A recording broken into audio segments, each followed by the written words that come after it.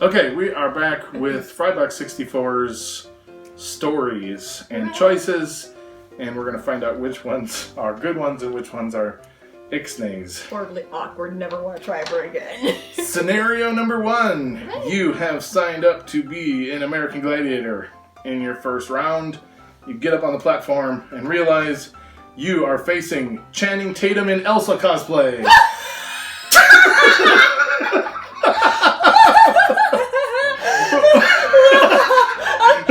Surprise! See, this is what you missed, because she did mine on the behind the scenes. I'm just picturing Channing Tatum like in full Elsa outfit. He's out there. He did it. He did it on the lip sync for Jimmy Kimmel or something. Jimmy Fallon. I vaguely remember that. Yes, I remember that. Yes. Oh my gosh. I'm just picturing him standing there in like the Elsa costume, just with like the giant Q-tip thing, just like glaring daggers at me. I'm like, ah! Well, I just picture him. You're locked with the battle staff, and he's like, "Let it go!"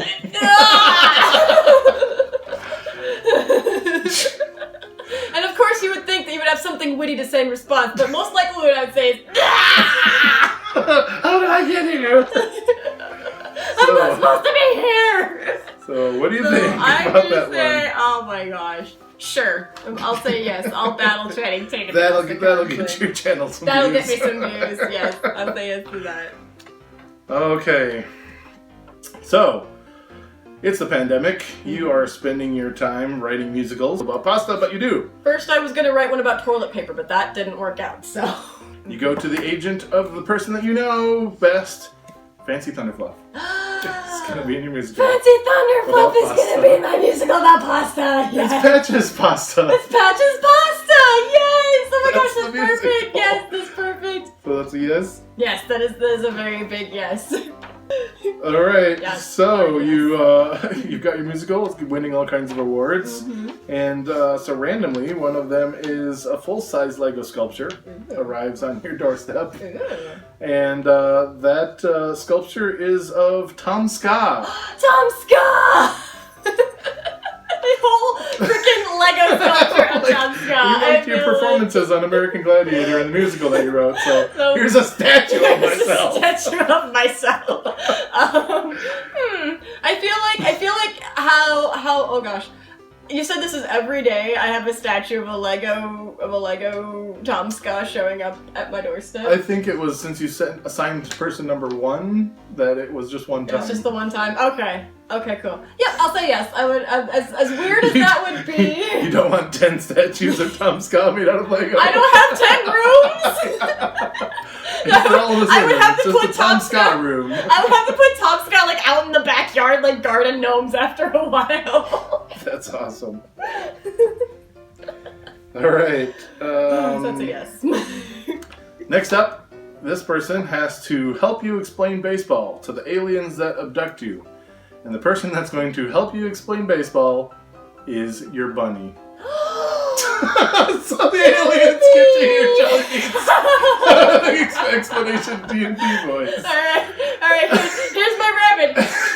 I would do it like a kindergarten teacher. I'd be like, alright class, we're going to learn how to do baseball, and who better to teach us than Jellybean? Hello everybody! Just like hold her up. Sure, She's like, she would love everybody.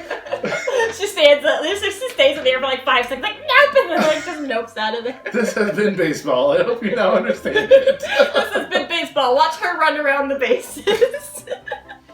Yep. That's a scenario that's acceptable. I feel like if aliens were gonna abduct me, it would probably be while I'm at home with my rabbit. So like that's the most like doable thing I guess that would happen. Okay, so every time you say their names or your own name, a new tattoo of their face appears in a random location on your body. You picked Cyborg Cleopatra. Cyborg Cleopatra.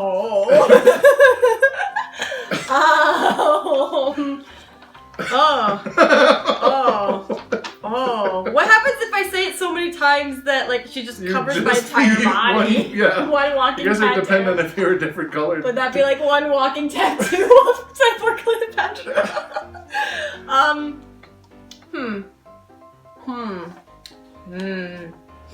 I think regretfully I'm gonna have to say no to that one just because I feel like I would get so carried away I would just keep saying the name over and over again and then I would just be like a done in like a minute. I would be like a walking tattoo and then I would have to like show up to work in bandages because I'm not allowed to like have tattoos showing. Just my eyeball showing. It's like that's going to be a no. Creative, cool, but I said no. Okay, so this is going to be very interesting imagery. You are the bottom half of their dragon dance costume for all of your YouTube paparazzi. For all of my YouTube paparazzi? They're the front half. It's a dragon chasing its tail. So there's just gonna be like this long front. Actually, I don't know how many YouTube paparazzi I actually have. Well, apparently it's just they all have to fit in the front half of this costume. So it could be like a ton of people smooshed into the front half. Like, or it could be like one really long front half and me like running along as the back end trying to keep up. Sure, we'll go with that. Yes.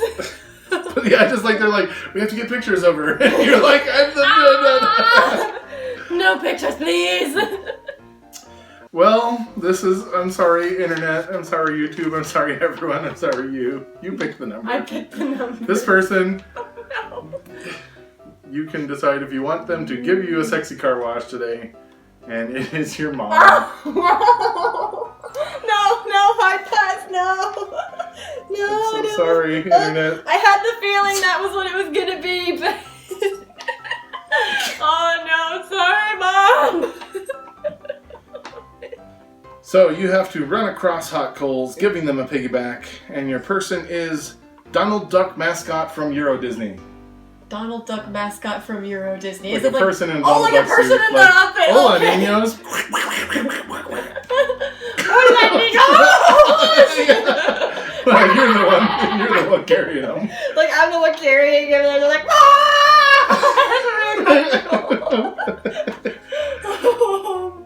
Oh gosh.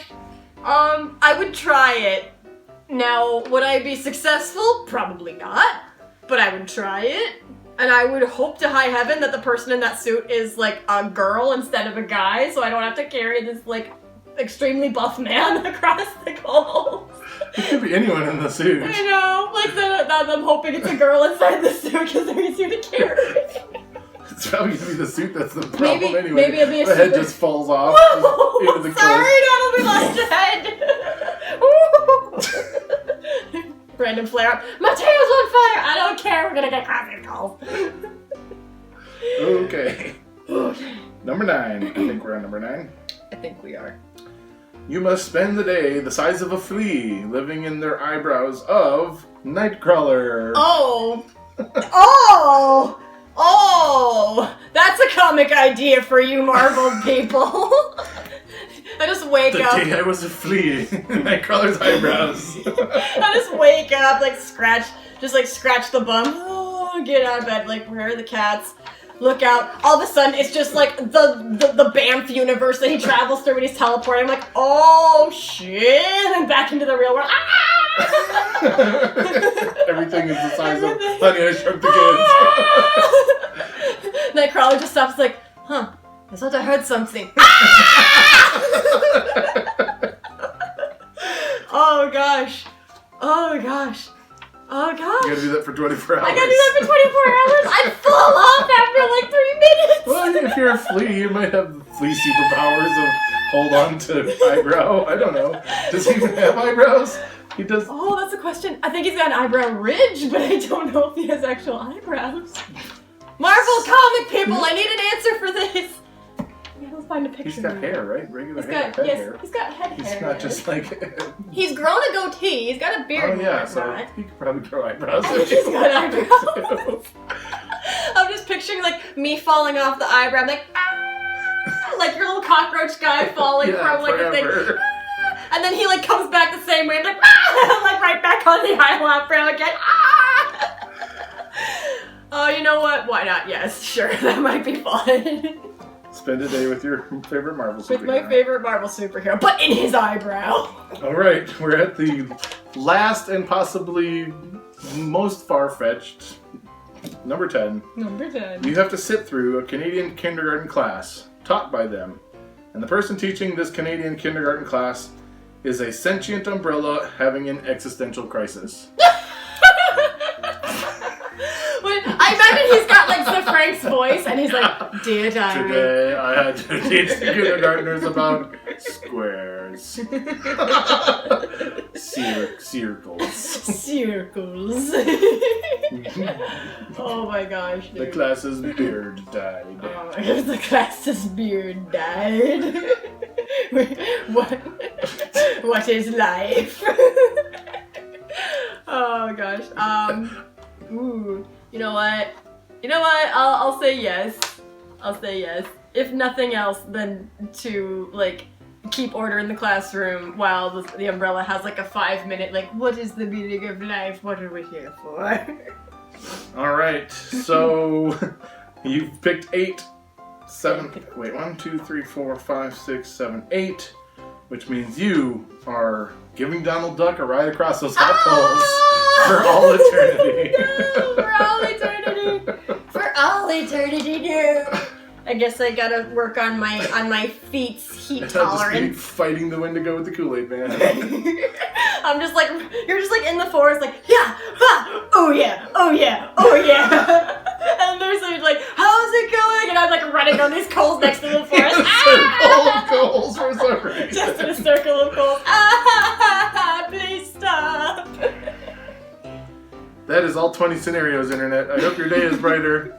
I hope you go on to tell your own stories. Let us know in the comments if you try something like this, because we want to hear it. We'll shout you out. Exactly. And special thanks to all the people that made verbal cameos in our scenarios and the creating and the making of. We don't own any of the rights to any of the YouTubers mentioned. We don't. But or any of the character properties. But we'll put links in the descriptions for their, or he will, I don't know. We will try. This may or may not show up on my channel, I don't know. We will try to put links in the description to the other channels, so. Thank you so much for partying with us, for nerding out with us, and we'll see you guys in the next video. Bye! Thanks, Internet.